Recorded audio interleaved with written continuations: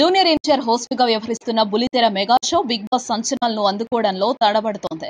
NTR one man ఆర్మీగా మారినా పార్టిసిపెంట్లు మాత్రం తేలిపోతున్నారు. ఈ విషయం పక్కకు పెడితే అసలు షో నిర్వాహకులే తప్పులో కాలేశారు. ఓ రకంగా ప్రేక్షకులను వెర్రివాళం చేశారని చెప్పొచ్చు. ఎందుకంటే బిగ్ బాస్ వస్తోంది అంటూ చాలా రోజుల నుంచి స్టార్ మాలో ఊదరగొడుతూ ప్రోమో నడిపారు. అందులో 12 మంది పార్టిసిపెంట్లు, 60 కెమెరాలు, 70 రోజులని ప్రచారం చేశారు. కానీ తీరా చూస్తే పార్టిసిపెంట్లు 14 మందిని ఎన్టీఆర్ బిగ్ బాస్ హౌస్ లోకి తోలాడు. ప్రోమో ప్రకారం 12 మందే అని అంతా అనుకుంటుండగా చివరి నిమిషంలో మరో 2 ఎన్టీఆర్ పిలవడంతో ప్రేక్షకులు ఆశ్చర్యపోయారు. 13వ పార్టిసిపెంట్ అంటూ ఆదర్శ్ పిలవడంతో మరో వ్యక్తిని అదనంగా చేర్చారేమో అనుకున్నారు. అంతలోనే 14వ పార్టిసిపెంట్ అంటూ ధనరాజ్ను కూడా ఇంట్రడ్యూస్ చేయడంతో ఒక్కసారిగా అందరికీ మైండ్ బ్లాంక్ అయింది.